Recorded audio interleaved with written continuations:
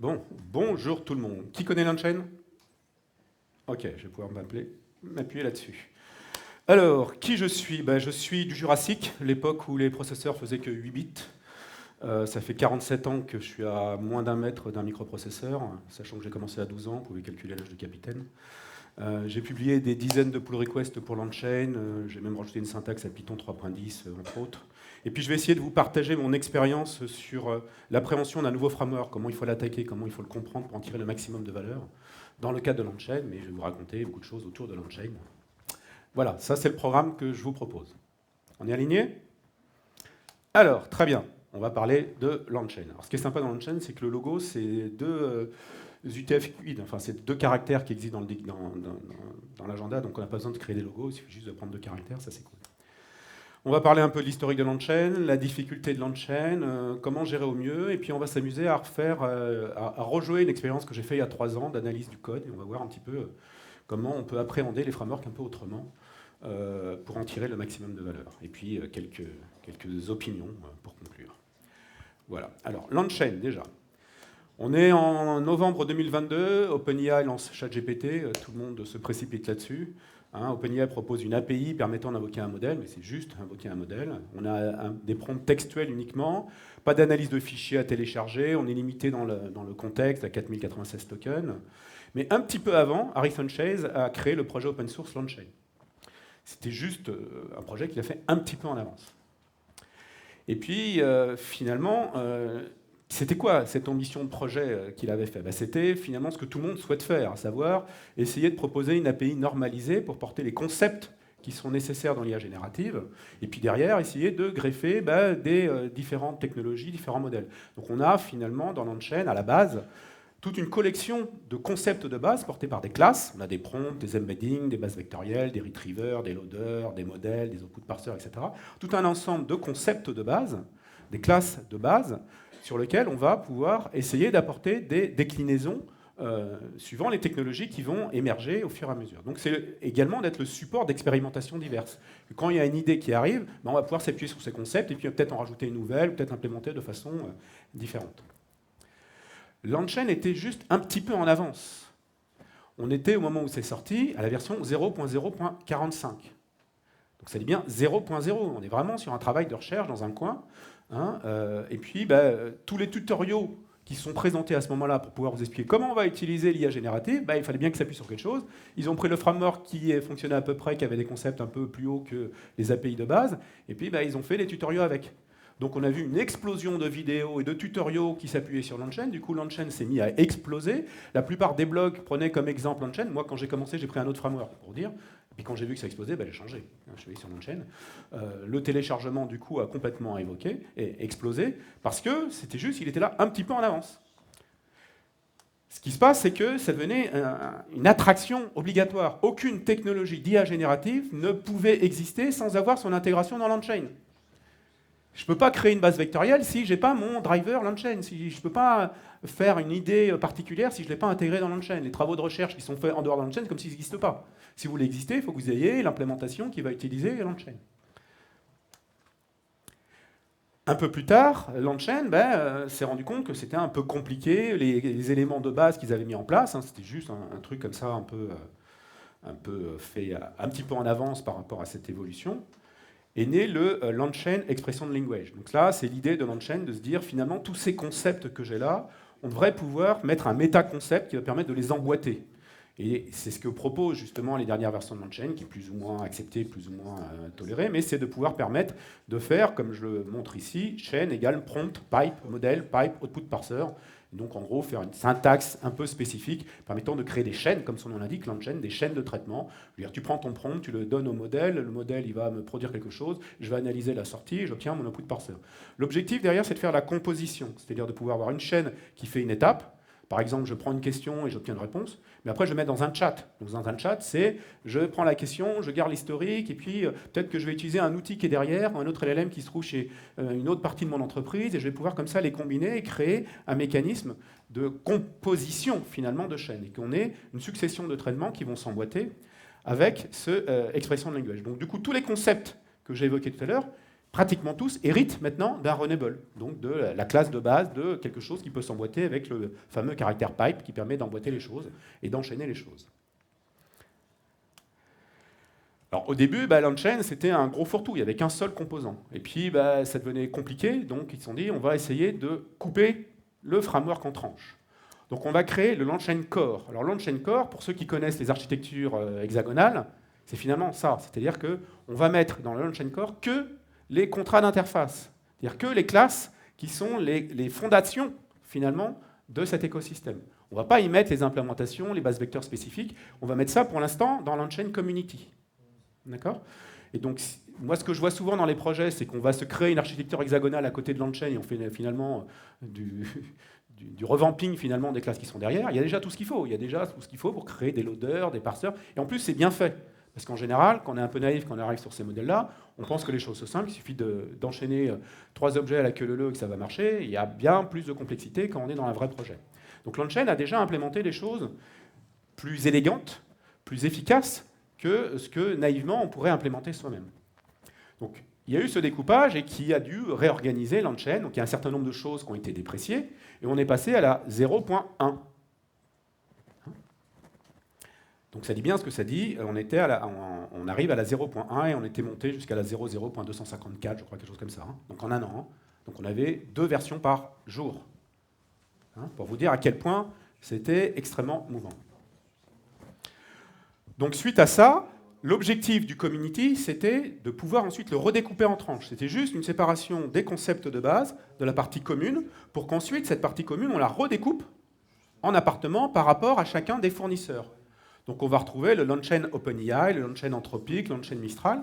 Et quand on regarde dans les sources de Launchain, on va retrouver un sous-répertoire partenaire, on va avoir une collection de partenaires, et puis ça s'enrichit pour pouvoir le découper en tranches.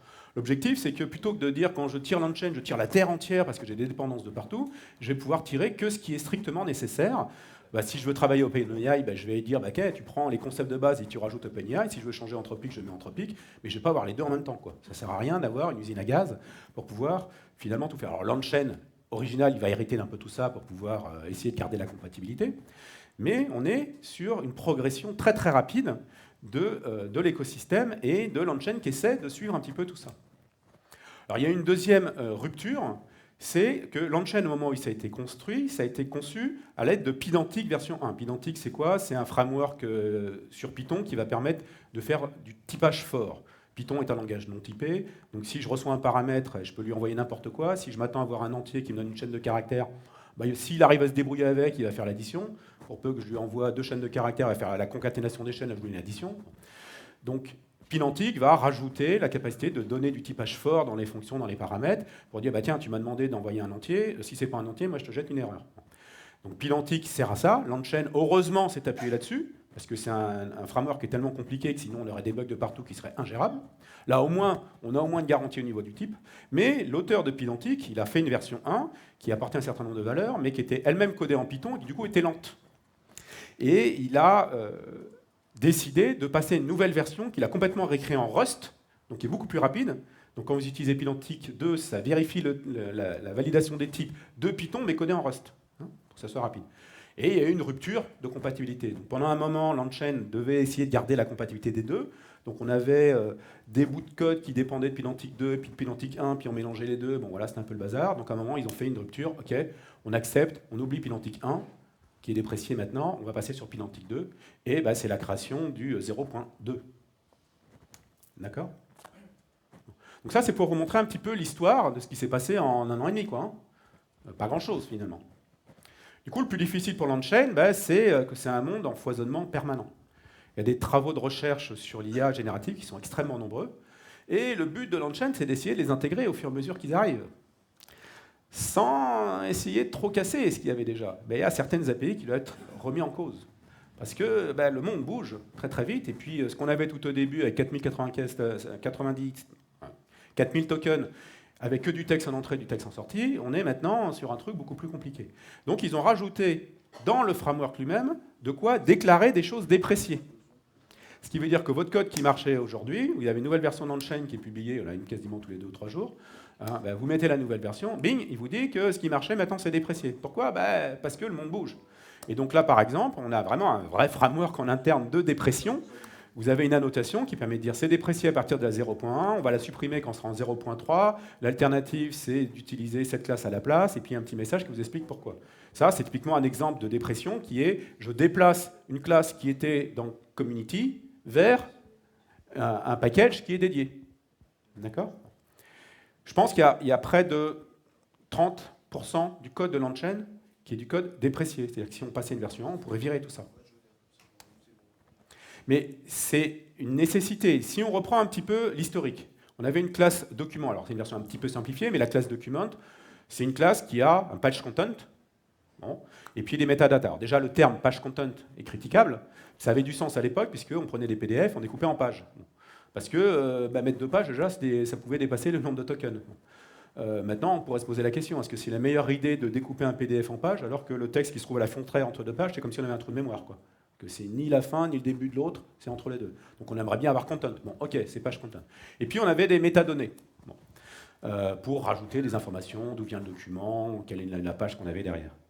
Mais sauf que maintenant, on est sur un modèle multimodal. Donc multimodal veut dire qu'on n'a pas que du texte en entrée, on peut très bien avoir des images, on peut très bien avoir autre chose. Donc document, maintenant, hérite de base média. Et dans base média, on a quoi? On a finalement quasiment pas grand-chose, on a que les métadonnées. Document hérite de base média, va également avoir son page content, mais on a maintenant le blob qui hérite de base média. Alors un blob, c'est quoi? C'est important pour la suite. C'est rien d'autre que le contenu d'un fichier qu'on va mettre en mémoire. Donc je prends tous les octets, je les mets dans un tableau de bytes, et je dis ça c'est un blob. L'intérêt, c'est que je peux très bien obtenir ce tableau de bytes, soit à partir d'un fichier, mais aussi en récupérant d'Internet, en récupérant d'autres choses, une base de données. Et à partir de ce que j'ai en mémoire, je peux très bien le parser et l'analyser. D'accord? Sauf que derrière, on a BaseLoader, qui est la classe de base, le concept, pour lire des documents. Donc ça retourne une liste de documents. Est-ce que maintenant ça doit retourner une liste de bases médias? C'est-à-dire que ça peut lire des choses dont on peut avoir des images dedans. Par exemple, on pourrait imaginer que parser un PDF, s'il y a des images en PDF, j'obtienne les images en tant que telles. Ça peut m'intéresser. Mais ça remet en cause pas mal de choses sur le code qui est existant. Donc pour l'instant, ils n'ont pas encore fait cette rupture-là. Mais on pourrait se dire, est-ce que BaseLoader ne va pas y avoir un base média dont BaseLoader hériterait de base média? Ce qui est loin d'être évident. Alors comment on va essayer de gérer ça au mieux? Ce qui se passe trop souvent, les développeurs que je vois, tous les projets que j'audite, on a peur du framework. Parce qu'on se dit, oh là, il est compliqué, ça me fait peur, moi j'ai fait un petit tutoriel, j'ai vu 3 lignes, ça me semblait bien. J'ai naïvement la croyance que les 3 lignes que j'ai vues, c'est le framework, ça ne sait faire que ça. Et donc, si ça le fait comme ça, il faut que je répète la même chose et que ça fonctionne comme ça, alors qu'en général, toutes les démos que vous voyez, ce n'est pas les bonnes façons de faire. Pour plein de raisons, rien que parce que vous l'exécutez 2 fois, ça ne marche pas, parce que la base vecteur n'a pas été nettoyée, donc vous avez 2 fois les mêmes vecteurs dans la base vecteur, donc au lieu de vous retourner les 4 meilleurs documents, il vous retourne 2 fois le premier, 2 fois le deuxième. Donc plus vous l'exécutez, plus ça se dégrade. Et donc il va falloir non pas ajouter des fonctionnalités à côté du framework, mais dans le framework. Comme on a dit, on a une architecture hexagonale avec des concepts de base, on va plutôt essayer de se mettre dedans. Et de dire, il y a un truc qui ne me plaît pas, déjà, la probabilité que ce que vous voulez faire, personne n'ait eu ce problème, et donc vous êtes obligé de le résoudre, est très très faible. En général, il y a déjà quelqu'un qui a eu le problème. Et s'il y a quelqu'un qui a eu le problème, il y a de fortes chances que ça soit déjà présent dans le framework. Donc c'est plutôt la question, où est-ce que je vais le chercher dans le framework? Ou quel est le petit détail qu'il va falloir que je rajoute pour me personnaliser, que je vais le réécrire à côté parce que je ne l'ai pas trouvé dans le framework. Il faut passer le temps nécessaire pour pouvoir entrer dedans. Donc c'est ce que je vous propose de faire ensemble. On va imaginer une situation très courante. Alors, c'est assez simple, on se dit, voilà, j'ai un projet, je veux importer des fichiers PDF dans une base vectorielle. Donc je vous demande d'imaginer comment vous allez coder ça. Ok, vous l'avez? Depuis une structure de répertoire. Ah, là, il va falloir un peu modifier le code pour pouvoir tenir compte. Il y a des répertoires, des sous-répertoires. C'est pas trop douloureux. On va pouvoir actualiser les fichiers. Ah, là, j'ai des fichiers qui sont mis à jour. Donc, il va falloir que je sache quels sont ceux qui sont mis à jour. Mais s'ils sont mis à jour et que je les ai découpés dans mes bases vecteurs, il faut que je me rappelle des fragments que j'ai pu avoir pour les enlever. Comment je fais pour savoir lesquels je vais enlever? Sans tout réimporter, parce que aussi, j'annule tout et je recommence. Mais non, on est sur des volumes de données ou des calculs qu'on n'a pas envie de refaire juste parce qu'il y a un fichier qui a bougé, on va tout réimporter. Ah, On a dit mise à jour, ça veut dire qu'il peut y avoir des fichiers qui n'existent plus. Donc on ne peut même pas s'appuyer sur le fait qu'il y a la base vecteur où j'ai le même identifiant qui me permet de trouver ceux qui sont là. Je vais aussi trouver ceux qui ne sont plus là. Puis comme le format PDF, c'est pas terrible, on se rend compte que mettre les documents Word quand on les a, c'est une bonne chose. Donc pouvoir gérer deux formats. Vous voyez à chaque fois la réflexion à votre code, là, comme on est en train de bouger? Puis c'est pas 10 documents qu'on veut, c'est 50 000. 50 000 de 20 pages. Donc si vous avez un modèle load qui dit je prends tout en mémoire, qu'après vous le découpez en tranches, vous l'avez 2 fois en mémoire, puis vous le mettez dans la base vecteur, vous l'avez 3 fois en mémoire, ça va exploser. Et puis, bien sûr, on n'est pas que des fichiers locaux, hein. On veut le prendre directement sur Cloud Storage, parce que si finalement, dans la vraie vie, c'est ça qui va se passer. Là, on est dans un scénario qui pense que écrire ça, c'est plus de 1000 lignes. 500 lignes. À la fin, vous avez une idée? Combien vous dites de lignes? Alors, à vous-même, si vous le codez à la main, faire ce genre de choses à la main, vous-même. Hein? Au fur et à mesure, on est autour de 500, 1000 lignes, un truc dans ce goût-là. D'accord? Bon. Donc ça, c'est ce qui risque de se passer, c'est ce que je croise à chaque fois, du code qui est un peu bancal, et qui va finalement essayer de répondre à ces problématiques qu'on n'a pas réfléchi au début, qu'on découvre au fur et à mesure, alors que finalement elles sont évidentes si on réfléchit un petit peu, et qui vont obtenir qu'on va se retrouver avec beaucoup de code finalement inutile. Donc je vais vous expliquer comment moi j'ai abordé ce problème-là, il y a un an et demi. L'idée c'est d'aller regarder dans les sources, donc on va aller descendre les sources de LangChain. Voilà. Bon. Donc on a dit qu'on doit lire des PDF, donc je vais regarder dans LangChain n'importe quel parseur de PDF. Là, j'en ai pris un au hasard. Là, PDF Miner. Bon. Je vois qu'il hérite de base PDF Loader. Si je regarde un petit peu l'arbre d'héritage, je vois qu'il hérite de base PDF Loader. Ah, donc si je regarde l'héritage de ce qui est en dessous, il y a plein de parseurs PDF. Donc c'est pas juste la réponse, un PDF, ce parseur. Lequel? Pourquoi il y en a autant? Quels sont les meilleurs? Quels sont ceux qui ne sont pas bons? Il faut que je me pose la question. Puis ça hérite de base Loader. Si je regarde base Loader, alors là, on en a des kilos et des kilos. Là, on voit la richesse de LangChain. D'accord? Que lui, il a fait en sorte que les loaders, on en a de partout. Et si je regarde dans base loader, donc qui est le concept de base, l'élément racine des loaders, qu'est-ce que je vais retrouver? Je vais retrouver un load, je vais retrouver la version asynchrone à load. Alors le load and split, on s'en fout un petit peu, mais je vais avoir un lazy load. Le lazy load est extrêmement important. C'est celui-là qu'il faut utiliser. Si vous regardez la doc de LangChain, il va vous dire load, c'est pour les notebooks. Lazy load, c'est pour la production. La différence, c'est que lazy load retourne un itérateur de documents. Donc il va me donner les documents un à la fois. Je vais pouvoir prendre le document, le découper, le mettre dans le vecteur, passer au suivant. Donc que j'en ai 10 000, 20 000, 1 million, je m'en fous. Je fais du lazy load, il va en monter en mémoire qu'un seul. Si je prends le load, lui, il me retourne une liste de documents. Donc il est obligé de tout monter en mémoire. Vous voyez la différence entre le code naïf qui dit je vais faire un load, je vais le mettre ça en mémoire, tout va bien, jusqu'au moment où il dit c'est 20 000 documents de 20 pages. Bon. Donc là, déjà, ça vous explique que finalement, il y a d'autres façons de faire plus élégantes. Et c'est tout ce qu'on a. Donc réécrire son propre loader, c'est trivial. Il faut juste implémenter lazy load. Le load, il s'appuie sur lazy load. Donc de toute façon, vous avez juste deux méthodes à implémenter, lazy load et async lazy load, si vous voulez pouvoir lire les documents en asynchrone. Bon. Je vais retourner sur mon PDF Miner Loader. Si je regarde un petit peu ce que j'ai dans mon PDF Loader, je vais avoir toute une batterie de paramètres, très bien. Je regarde un petit peu le code, on voit que le constructeur il est assez trivial, il garde le nom du fichier, et puis il va créer un parseur. C'est-à-dire qu'ils ont découpé la partie load, je lis du fichier, de je parse le fichier.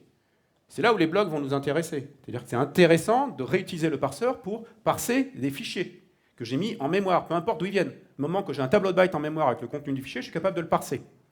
Et bon, on va avoir son lazy load qui est derrière. Mais si je regarde ici PDF Miner et que je vais dessus, voilà, PDF Miner parseur, et que je regarde son héritage, on voit qu'il hérite de base blob parseur. Donc c'est une collection de parseurs à partir de blob. D'accord? Et bon, on en voit qu'il y a toute une batterie de parseurs à partir de blob. Si j'ai un tableau de bytes en mémoire, je vais être capable de pouvoir récupérer tout ça. Alors, on va retourner ici dans notre base PZS Loader, CTRL H, on retourne ici sur le base loader, voilà. On va aller fouiller un petit peu dans le code, parce que là, je vous montre l'étude que j'ai faite, mais vous pouvez tous faire, il faut juste analyser le code avant de commencer à coder une ligne de code. Et on va trouver un truc assez intéressant qui arrive, hop, générique loader. Générique loader, déjà, son nom m'interpelle. Ah, c'est un loader générique. Il est censé pouvoir tout lire. Et si on regarde quels sont les paramètres qu'on va recevoir dans un generic loader, on va obtenir deux choses. On va obtenir un blob loader et un blob parseur. Alors, pour vous éclairer un petit peu, on va avoir ici nos fichiers qui sont lus par un loader, qui vont pouvoir être convertis en blob avant de passer par le parseur. Le generic loader, lui, va me prendre des fichiers via un blob loader, mais qui va pouvoir les lire à partir de fichiers ou à partir du cloud, si je veux. Il suffit juste de changer la classe qu'on y met là. Et d'à côté, j'ai les parseurs. Donc si je retourne ici, on voit bien qu'on a un blob loader et un base blob parseur. Le parseur, maintenant, on sait ce que c'est. Si je regarde ici le blob loader, ben, on va retrouver un file system blob loader.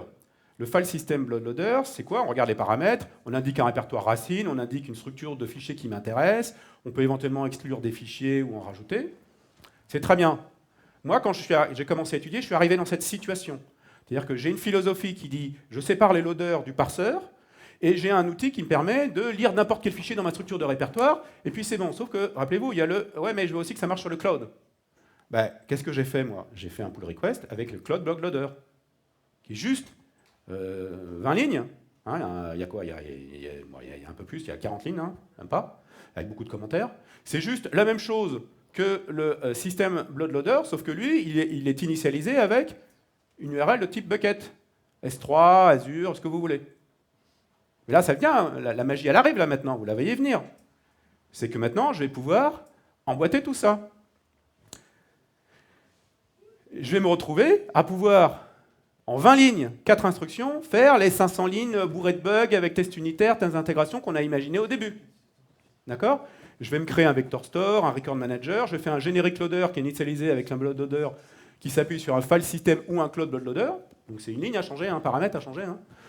J'indique ici mes parseurs, mais il y a des parseurs un peu intelligents. Là, c'en est un qui dit si c'est un PDF, tu utilises ce parseur. Si c'est un Word, tu utilises ce parseur. Hop, j'ai résolu mon problème de combien j'ai de format. Puis si c'est un truc que tu connais pas, tu fais un text parseur.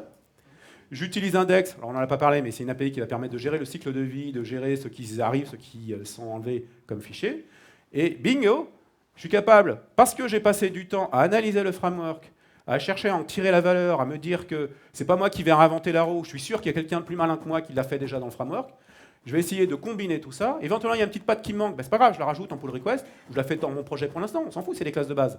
Donc j'ai le droit de la mettre chez moi, je suis pas obligé de le mettre dans un pull request. Après, bon, je suis généreux, donc je l'ai proposé. Mais, et voilà, j'arrive à faire en 20 lignes, 4 instructions, ce que vous imaginiez tout à l'heure en 500 à 1000 lignes. Comment je fais pour avoir un bug là-dedans? J'ai pas de code. J'ai rien. S'il y a un bug, à la limite, c'est dans l'on-chain, donc c'est la communauté qui va s'occuper de gérer le bug. Moi, j'ai du mal à avoir du bug, là. Alors, il y a un dernier point que je ne vous ai pas évoqué, c'est que se passe-t-il s'il y a un crash pendant l'import? Ah, ça, c'est un truc que vous avez. Je suis sûr qu'il n'y a aucun de vos projets qui le gère. Je suis en train de faire les imports de documents, et à ce moment-là, ça crache, le réseau tombe. Il a le droit, hein. C'est la loi de Murphy, hein. Il va tomber. Ça va arriver. Ben, vous vous retrouvez dans un truc complètement instable. Bon. Alors, pour essayer de répondre à ça, ben, vous pouvez demander à tous les outils, je les ai tous faits, hein, je explique dans l'import de l'on-chain, via l'API Index, que se passe-t-il si ça crache en plein milieu? Alors, ils vont tous vous expliquer que c'est la galère, parce qu'on ne sait plus dans quel état on est, qu'il faut essayer de... Puis je lui demande, propose-moi un code. Bon, il n'y en a pas un qui tient la route. On a encore besoin des humains. La question est compliquée. Si vous voulez avoir la réponse, je vous invite à aller rechercher un article que j'ai publié dans le blog d'Octo. Hein, et si vous utilisez autre chose que pgvector, ça va être compliqué pour vous, pour répondre à ce problème-là. Avec pgvector, parce que j'ai fait quelques pull requests, on peut assez facilement rajouter 2-3 lignes de ce que j'ai montré là précédemment pour pouvoir régler le problème et faire en sorte que ce soit transactionnel l'import des documents. Donc j'ai envie de vous dire que, comme un slogan, passez aux LLM de deuxième génération, vous-même. Première génération, ça produit du token. Deuxième génération, ça réfléchit, puis ça produit du token. J'ai envie de vous dire, vous-même, réfléchissez avant de produire du code, en disant je me mets à côté, je vais essayer de sortir des trucs. Allez creuser, allez voir les solutions qui sont dedans, allez tirer la valeur de l'on-chain. Il y a beaucoup de pépites dans le code de l'on-chain. Mais il faut avoir le courage de creuser, il ne faut pas se contenter du tutoriel, de la démo. Il faut aller creuser dans le code, aller voir pourquoi ils ont codé comme ça. Donc pour conclure, si vous trouvez que l'on-chain est complexe, c'est probablement que vous n'avez pas compris à l'IA générative. C'est un monde qui bouge, qui bouge, qui bouge, qui bouge, toutes les semaines, toutes les semaines, toutes les semaines. L'on-chain essaie de suivre et d'essayer de se débrouiller pour pouvoir avoir le moins d'impact possible. Si soit vous développez avec les IA génératives, vous assumez que ça change en permanence, et donc vous ne pouvez pas dire j'ai fait un projet, je l'ai livré, puis c'est fini, puis il n'y a pas ce suivant. Non, non, il faut avoir quelqu'un qui est tout le temps dessus pour pouvoir maintenir et mettre à jour et suivre les évolutions, peut-être changer de démarche. On a fait du RAG au début quand on n'avait que 4000 tokens, sauf que maintenant, souvent, on n'a pas besoin de faire du RAG, on fait un énorme prompt, on met tous les documents dedans, et puis il n'y a plus de RAG. On est capable de répondre avec des mécanismes de cache, on est capable de faire en sorte que ça ne vous coûte pas un bras, parce qu'il n'y a que la fin qui est calculée. Mais il y a d'autres stratégies qui étaient pertinentes à un moment donné, 6 mois après, c'est plus le cas. Ou alors, si ça ne vous convient pas, attendez 2 ou 3 ans, voire 4, avant de vous y mettre, en espérant que ça soit stable.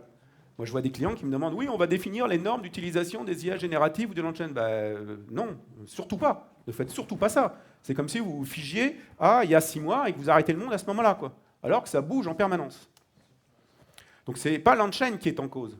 S'il est testable, ça serait même inquiétant. Ça veut dire qu'il s'est figé dans le monde et qu'il a choisi une étape à un moment donné, et puis c'est terminé, plus rien ne bouge.